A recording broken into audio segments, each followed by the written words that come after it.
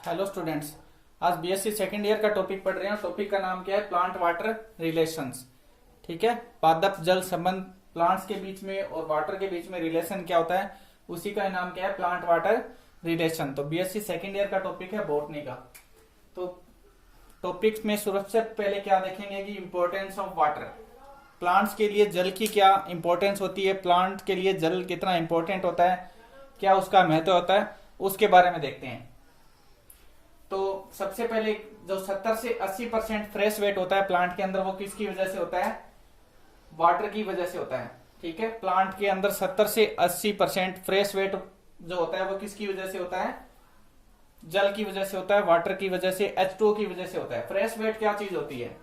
Fresh wait का मतलब होता है कि कोई भी प्लांट है, उस प्लांट का आप एक हिस्सा काट लेते हो और उसका जब वजन करते हो तो उस वजन में जो भी आता है ना, उसको क्या बोलते हैं? हम फ्रेश वेट बोलते हैं। जैसे मान लो हमने स्टेम का कोई भी हिस्सा काटा, इस हिस्से को स्टेम के इस हिस्से को हमने काट लिया, काट कर उसका वजन करते हैं।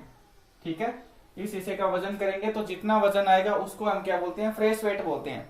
ठीक है ना, उस वजन को हम क्या बोलेंगे? फ्रेश वेट बोलते हैं। तो 70 से 80% जो फ्रेश वेट होता है वो किसकी वजह से होता है? जल की वजह से होता है। कुछ प्लांट के अंदर ये जो फ्रेश वेट होता है वो 90% तक होता है। ठीक है, कुछ प्लांट्स के अंदर ये जो फ्रेश वेट होता है वो कितना होता है? 90% तक चला जाता है। दूसरा, एसेंशियल सोलवेंट के रूप में काम करता है। जल जो होता है वो एसेंशियल सोलवेंट यानी कि आवश्यक विलायक के रूप में काम करता है। ठीक है ना, आवश्यक विलायक के रूप में, सोलवेंट के रूप में ये काम करता है। मिनरल्स वगैरह जो रहते हैं वो जल की वजह से कहां तक पहुंचते हैं?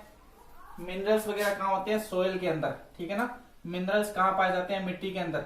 मिट्टी से इनको कौन ऑब्जर्व करते हैं? रूट्स। और रूट्स से लेकर ये कहां पहुंचते हैं? टॉप तक। तो ये जल की वजह से ही मिनरल्स वगैरह जो होते हैं वो जल में घुल जाते हैं, घुलकर सोयल से ऑब्जॉर्व किए जाते हैं रूट की हेल्प से, और रूट से फिर ये कहां सप्लाई होते हैं? टॉप तक, यानी कि प्लांट के अलग अलग अपर पार्ट्स जो रहते हैं वहां तक इनको सप्लाई किया जाता है। तो मिनरल्स वगैरह जो होते हैं वो जल के अंदर घुल जाते हैं। ठीक है ना, मिट्टी में पड़े रहते हैं और ये जल में घुलनशील होते हैं, जल में घुल जाते हैं और जड़ों के द्वारा इनको अवशोषित कर लिया जाता है। और जड़ें इनको कहां पहुंचाती है? प्लांट के अपर पार्ट यानी कि ऊपर के भागों तक पहुंचा देती है। तो जो एसेंशियल सोलवेंट के रूप में, आवश्यक विलायक के रूप में काम करता है जल। तीसरा, प्लांट में जितनी भी नॉर्मल एक्टिविटी होती है, ठीक है ना, प्लांट की जितनी भी सामान्य क्रियाविधि होती है वो किसकी वजह से होती है? वाटर की वजह से होती है। उस प्लांट को अपने नॉर्मल एक्टिविटीज करने के लिए, सामान्य क्रियाविधि करने के लिए किसकी जरूरत पड़ती है? पानी की जरूरत पड़ती है। ठीक है ना, वाटर की जरूरत पड़ेगी। जैसे मान लो सीड है, तो सीड को 10 से 25% तक जब वाटर मिल जाता है तब वो ग्रो करना चालू करता है, उसका जर्मिनेशन शुरू होता है। ठीक है, तो सीड को क्या चाहिए? 10 से 25% तक पानी चाहिए, तब जाकर उसकी नॉर्मल एक्टिविटीज शुरू होती है। इसी तरह जितनी भी मेटाबॉलिक रिएक्शंस होती है, जितनी भी उपापचयी क्रियाएं होती है, उनके लिए जल जो होता है वो आवश्यक होता है, वो वाटर के अंदर ही होती है। जितनी भी मेटाबॉलिक एक्टिविटीज या मेटाबॉलिक रिएक्शंस होती है वो जल के उपस्थिति के अंदर ही होती है, जलीय माध्यम के अंदर ही होती है। जल जो रहता है वो न्यूक्लिक एसिड और प्रोटीन की स्ट्रक्चर को मेंटेन करने में हेल्प करता है। ठीक है, जल जो रहता है वो न्यूक्लिक एसिड आपको पता ही है, डीएनए आरएनए ये न्यूक्लिक एसिड या न्यूक्लिक अम्ल कहलाते हैं। और जो प्रोटीन्स होते हैं, तो इनकी स्ट्रक्चर को मेंटेन करने के लिए किसकी जरूरत पड़ती है? वाटर की जरूरत पड़ती है। क्यों जरूरत पड़ती है? क्योंकि न्यूक्लिक एसिड की स्ट्रक्चर को मेंटेन करने के लिए जल क्या प्रदान करता है? हाइड्रोजन बॉन्ड देता है। ठीक है ना, हाइड्रोजन बॉन्ड प्रदान करता है। इसी तरह प्रोटीन की स्ट्रक्चर को मेंटेन करने के लिए वाटर क्या करता है? हाइड्रोजन बॉन्ड देता है, जिससे इनकी जो स्ट्रक्चर होती है वो बैलेंस रहती है, मेंटेन बनी रहती है। तो दोनों की स्ट्रक्चर को मेंटेन करने के लिए जल की आवश्यकता पड़ती है। इसके अलावा फोटोसिंथेसिस के अंदर, प्रकाश संश्लेषण के अंदर जो जल होता है वो रिएक्टेंट के रूप में यूज किया जाता है। ठीक है, फोटोसिंथेसिस या प्रकाश संश्लेषण के अंदर जल का यूज कैसे होता है? एज ए रिएक्टेंट, क्रियाकारक के रूप में जल का यूज किया जाता है। और ये हाइड्रोजन बॉन्ड देता है। जल जो रहता है वो क्या कर देता है? हाइड्रोजन आयन देता है, सॉरी H+ आयन देता है, जिससे CO2 का रिडक्शन होता है और कार्बोहाइड्रेट बनती है। ठीक है, तो फोटोसिंथेसिस में भी जल जो होता है वो महत्वपूर्ण भूमिका निभाता है। ये क्या काम करता है? रिएक्टेंट के रूप में, क्रियाकारक के रूप में इसका यूज किया जाता है। और ये H+ आयन देता है जो कि CO2 का रिडक्शन या CO2 का अपचयन करने में हेल्प करते हैं, और जिससे आगे जाकर क्या बनती है? कार्बोहाइड्रेट का निर्माण होता है या ग्लूकोज का निर्माण होता है। नेक्स्ट क्या है कि मेंटेन टर्जिडिटी ऑफ सेल, यानी कि कोशिकाओं की टर्जिडिटी होती है उसको भी मेंटेन करने का काम कौन करता है? जल करता है। प्लांट के अंदर टर्जिडिटी का मेंटेन कौन करता है? वाटर करता है। टर्जिडिटी का मतलब यहाँ पे क्या होता है? सेल्स के अंदर पानी भरना, ठीक है। टर्जिडिटी का मतलब क्या होता है कि सेल्स या कोशिकाओं के अंदर पानी भरने को हम क्या बोलते हैं? टर्जिडिटी बोलते हैं, ठीक है ना। सेल्स के अंदर पानी भरना क्या कहलाता है? टर्जिडिटी कहलाता है। तो कोशिकाओं की जो टर्जिडिटी होती है या जो कोशिकाओं के अंदर पानी भरने की जो कैपेसिटी होती है उसको भी मेंटेन कौन करता है? जल करता है। अब टर्जिडिटी से होता क्या है? कोशिकाओं में जब पानी भरता है तो स्टोमेटा खुलते हैं, ठीक है ना। कोशिकाओं में जब पानी भरता है, सेल्स के अंदर जब पानी भरेगा तो स्टोमेटा जो होती हैं या जो रंध्र होते हैं वो खुलते हैं, बर्ड या जो कलियां होती है वो खिलती हैं, पत्तियां जो होती है वो खिलते हैं, ठीक है ना। खुलते हैं, खिलते हैं। तो टर्जिडिटी यहाँ पे क्या काम आती है? कोशिकाओं में जब पानी भरता है तो उसे हम क्या बोलते हैं? टर्जिडिटी बोलते हैं। और ये काम क्या आती है? कलियों के खिलने में ये हेल्प करती है। स्टोमेटा के रंध्रों के खुलने और बंद होने में भी ये हेल्प करती है। और पत्तियों के में भी ये हेल्प करती है, ठीक है ना। पत्तियों के अंदर लीफ में स्टोमेटा पाए जाते हैं तो रंध्रों के खुलने में भी ये हेल्प करती है। लीव्स के खुलने में भी ये हेल्प करती है। छोटी छोटी जो नई ग्रीन लीव्स होती है उनको खुलने में ये मदद करती है। तो टर्जिडिटी अगर ये कम हो जाती है, कोशिकाओं के अंदर अगर पानी की मात्रा कम हो जाएगी तो स्टोमेटा बंद हो जाते हैं। और अगर पानी की मात्रा बढ़ जाती है, सेल्स के अंदर जब पानी बढ़ता है तब क्या होगा? स्टोमेटा खुल जाते हैं। तो ये टर्जिडिटी के को मेंटेन करने में भी कौन हेल्प करता है? जल हेल्प करता है। उसके अलावा जल के अंदर क्या होता है? हाई स्पेसिफिक हीट पाई जाती है, यानी कि उच्च विशिष्ट उष्मा होती है जो कि प्लांट के टेम्परेचर को मेंटेन करने में हेल्प करती है, ठीक है। जल के अंदर क्या पाई जाती है? हाई स्पेसिफिक हीट, यानी कि उच्च विशिष्ट उष्मा पाई जाती है जो कि प्लांट के टेम्परेचर को कंट्रोल करने में या बैलेंस करने में मदद करती है। उसके अलावा जल के अंदर हाई एडेशन और कोहेशन पाया जाता है, ठीक है ना। एडेशन और कोहेशन का मतलब, एडेशन का मतलब यहाँ पे क्या होता है? जब सेम मॉलिक्यूल जुड़ते हैं, जैसे मान लो जल है, ठीक है ना। एडेशन का मतलब क्या होता है? एडेशन का मतलब होता है कि जब डिफरेंट मॉलिक्यूल्स आपस में जुड़ते हैं, ठीक है ना। जब दो अलग अलग मॉलिक्यूल आपस में जुड़ेंगे तो उसे हम क्या बोलते हैं? एडेशन बोलते हैं। कोहेशन का मतलब क्या होता है कि जब दो सेम मॉलिक्यूल आपस में जुड़ते हैं, जैसे जल के मॉलिक्यूल होते हैं, ये आपस में अटैच होते हैं, जुड़ते हैं, तो उसे हम क्या बोलते हैं? कोहेशन बोलते हैं। अब ये एडेशन और कोहेशन किस में हेल्प करते हैं? तो हम सब जानते हैं कि एडेसिव फोर्स होता है और एक कोहेसिव फोर्स होता है, ठीक है ना। एक एडेसिव फोर्स होता है और एक कोहेसिव फोर्स होता है। ये फोर्स हेल्प क्या काम करते हैं? तो ये दोनों फोर्स जो होते हैं वो H2O के साथ में लगते हैं, ठीक है ना। H2O पर लगते हैं, जल के ऊपर लगेंगे। ये जल के अणुओं पे एडेसिव फोर्स और कोहेसिव फोर्स लगते हैं, जिसकी वजह से जल के जो अणु होते हैं वो आपस में भी चिपके रहते हैं, ठीक है ना। जल के जो अणु होते हैं वो आपस में भी चिपके रहते हैं। उसके अलावा ये जाइलम की ट्रेकिड्स और वेसल्स से भी चिपक जाते हैं, ठीक है ना। जाइलम के अंदर क्या पाई जाती है? ट्रेकिड्स और वेसल्स। तो वाटर मॉलिक्यूल्स एडेसिव और कोहेसिव फोर्स के कारण आपस में भी चिपक जाते हैं। और ये जो जाइलम होता है उस जाइलम की ट्रेकिड्स और वेसल्स यानी कि वाहिकाएं और वाहिनिकाओं से भी चिपक जाते हैं। चिपकने से क्या होगा कि कॉलम का निर्माण हो जाता है। इस तरह से के स्तंभ का निर्माण हो जाता है। और वाटर मॉलिक्यूल जो रहते हैं ना वो नीचे से ऊपर की तरफ चढ़ते हैं ऐसे। किसकी वजह से? एडेसिव और कोहेसिव फोर्स की वजह से।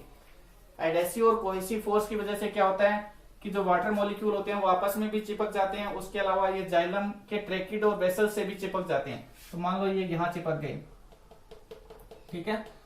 अब ये यहाँ पे चिपकने से क्या होता है? जो वाटर मॉलिक्यूल होते हैं ना उनमें एक कॉलम का निर्माण हो जाता है, एक स्तंभ का निर्माण हो जाता है, कॉलम बन जाता है, या ये बोल सकते हो आप एक पतली सी ट्यूब बन जाती है, जिसकी वजह से जो जल के मॉलिक्यूल होते हैं वो नीचे से कहाँ जाते हैं? ऊपर की तरफ चढ़ते हैं और प्लांट के ऊपर के भागों तक आसानी से जल पहुंच जाता है। तो ये एडेसिव और कोहेशन फोर्स काम के आते हैं, वाटर मॉलिक्यूल को आपस में चिपकाने में भी मदद करते हैं और ये ट्रेकिड्स और वेसल्स से भी चिपकाने में हेल्प करते हैं। उसके अलावा जल के अंदर हाई डाई इलेक्ट्रिक कांस्टेंट होता है, ठीक है ना। जल के अंदर क्या होते हैं? हाई डाई इलेक्ट्रिक कांस्टेंट होते हैं। इसका मतलब क्या होता है?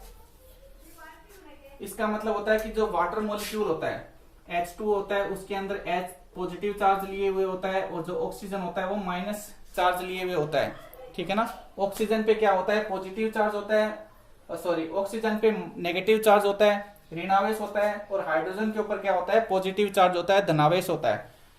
तो ये जो जल होता है, अगर इसमें आप कोई सोल्यूट डालोगे, ठीक है ना, जल के अंदर अगर आप कोई सोल्यूट डालोगे तो वो सोल्यूट क्या करेगा, जो उसके पॉजिटिव चार्ज होंगे, सोल्यूट के जो पॉजिटिव चार्ज होंगे वो किसकी तरफ अट्रैक्ट होते हैं, ऑक्सीजन की तरफ में, ठीक है ना। प्लस वाले जो सोल्यूट के प्लस वाले जो चार्ज होंगे, यानी कि जब भी आप कोई सोल्यूट इसके अंदर डालोगे जल के अंदर, तो उस सोल्यूट के जो प्लस वाले आयन होंगे वो किसकी तरफ अट्रैक्ट होते हैं, माइनस की तरफ में, वो ऑक्सीजन की तरफ अट्रैक्ट हो जाएंगे। और जो माइनस के आयन होते हैं, यानी कि जो नेगेटिव आयन होते हैं, वो कहां जाते हैं, हाइड्रोजन की तरफ में, ठीक है ना। माइनस वाले आयन कहां जाएंगे, हाइड्रोजन की तरफ में। तो ये प्रोसेस हेल्प किस में करती है, ये सोल्यूट को आयनों के अंदर तोड़ने में मदद करती है, ठीक है ना। हाई डाई इलेक्ट्रिक कांस्टेंट होने का मतलब क्या होता है कि जल में जब भी आप कोई सोल्यूट डालोगे तो वो सोल्यूट आसानी से अपने आयनों के अंदर चेंज हो जाता है, उसका आयनाइजेशन हो जाता है, आयनीकरण हो जाता है बिल्कुल आसानी से, क्योंकि H2O में क्या होता है, H प्लस होता है और ऑक्सीजन माइनस होता है। तो जब भी आप कोई सोल्यूट डालोगे तो प्लस वाले जो आयन होते हैं वो ऑक्सीजन की तरफ में जाएंगे और माइनस वाले जो आयन होते हैं वो हाइड्रोजन की तरफ में जाएंगे। तो उस सोल्यूट का आसानी से क्या हो जाता है, आयनाइजेशन हो जाएगा, आयनीकरण हो जाएगा। तो ये कुछ कैरेक्टर्स और इम्पोर्टेंस थी जल की। अब आप सब लोगों को पता है कि जल जो होता है वो पौधों के लिए काफी महत्वपूर्ण होता है, बिना जल के तो पौधे ग्रोथ नहीं कर पाते, लेकिन जल की ये कुछ स्पेशल कैरेक्टर्स होते हैं, कुछ विशेषताएं होती है जो मैंने आपको बताई। अब हम देखते हैं संरचना, H2O मॉलिक्यूल की स्ट्रक्चर या संरचना कैसी होती है, ठीक है ना। तो यहाँ पे ऑक्सीजन जो होता है वो माइनस आंशिक ऋणावेश लिए हुए रहता है, ऑक्सीजन के ऊपर नेगेटिव चार्ज होता है लेकिन आंशिक होता है, ठीक है ना, पार्शियल नेगेटिव चार्ज होता है। इसी तरह हाइड्रोजन के ऊपर पार्शियल पॉजिटिव यानी कि आंशिक धनावेश होता है। दो हाइड्रोजन इस तरह से ऑक्सीजन के साथ में जुड़े हुए रहते हैं और दोनों हाइड्रोजन पे पॉजिटिव चार्ज होता है, आंशिक पॉजिटिव चार्ज होता है, ठीक है ना, पार्शियली पॉजिटिव चार्ज होता है इनके ऊपर। ये जो बॉन्ड होता है ऑक्सीजन और हाइड्रोजन के बीच में जो बॉन्ड होता है वो होता है कोवेलेंट बॉन्ड, ठीक है ना, कोवेलेंट बॉन्ड। ऑक्सीजन और हाइड्रोजन के बीच में जो बॉन्ड होता है उसे कौन सा बंध बोलते हैं, कोवेलेंट बॉन्ड बोलते हैं, सहसंयोजक बंध होता है। हाइड्रोजन, दो हाइड्रोजन के बीच में जो कोण पाया जाता है या जो एंगल होता है वो कितने डिग्री का होता है, 105 डिग्री का, ठीक है ना, 105 डिग्री का एंगल बनता है दो हाइड्रोजन के बीच में। और ये क्या दिखाया हुआ है, इसके ऊपर इलेक्ट्रॉन्स है ऑक्सीजन के ऊपर। तो ये ऑक्सीजन की हाइड्रोजन के साथ में इस तरह से वो बंधा रहता है, अटैच रहता है, जुड़ा हुआ रहता है। ऑक्सीजन के ऊपर पार्शियली नेगेटिव चार्ज होता है और दोनों हाइड्रोजन के ऊपर पार्शियली पॉजिटिव चार्ज होता है। ऑक्सीजन के साथ में हाइड्रोजन जो है वो कोवेलेंट बॉन्ड से जुड़े हुए रहते हैं। दो हाइड्रोजन के बीच में जो कोण बनता है या जो एंगल होता है वो 105 डिग्री का होता है, ठीक है। अब जब भी यहाँ पे कोई नया H2O का मॉलिक्यूल जुड़ेगा तो वो कौन से बॉन्ड से जुड़ेगा, जब भी नया कोई H2O का मॉलिक्यूल जुड़ेगा तो उसका जो ऑक्सीजन है वो हाइड्रोजन के साथ में जुड़ेगा। और ये बंध कौन सा होता है, हाइड्रोजन बॉन्ड। ये बॉन्ड कौन सा होता है, हाइड्रोजन बॉन्ड होता है। ये जो हाइड्रोजन बॉन्ड होता है ये कोवेलेंट बॉन्ड से थोड़ा कमजोर होता है, ठीक है ना। हाइड्रोजन बॉन्ड जो होता है वो कोवेलेंट बॉन्ड से थोड़ा कमजोर होता है, वीक होता है। तो ये बॉन्ड आसानी से टूट जाता है, जबकि इसको तोड़ने में ज्यादा एनर्जी की जरूरत पड़ती है, ज्यादा ऊर्जा की आवश्यकता पड़ती है। तो इस तरह से एक H2O मॉलिक्यूल की स्ट्रक्चर होती है, संरचना होती है। H2O जो मॉलिक्यूल होता है वो एक पोलर मॉलिक्यूल होता है, ठीक है, एक ध्रुवीय अणु होता है, पोलर मॉलिक्यूल होता है। पोलर मॉलिक्यूल होने का मतलब क्या होता है कि ऐसे मॉलिक्यूल जिनके एक तरफ में पॉजिटिव चार्ज हो और एक तरफ में नेगेटिव चार्ज हो, ऐसे मॉलिक्यूल को क्या बोलते हैं, पोलर मॉलिक्यूल बोलते हैं। तो ऐसे अणु या ऐसे मॉलिक्यूल जिनके एक तरफ में धनावेश प्रेजेंट हो और एक तरफ में ऋणावेश प्रेजेंट हो, ऐसे मॉलिक्यूल क्या कहलाते हैं, पोलर मॉलिक्यूल कहलाते हैं। तो आज का टॉपिक यहीं तक है। नेक्स्ट वीडियो में इसी के बारे में आगे बात करेंगे, ठीक है। प्लांट वाटर रिलेशन के नेक्स्ट टॉपिक के बारे में पढ़ेंगे। तो वीडियो अगर अच्छा लगे तो लाइक, शेयर और सब्सक्राइब जरूर करें। Thank you.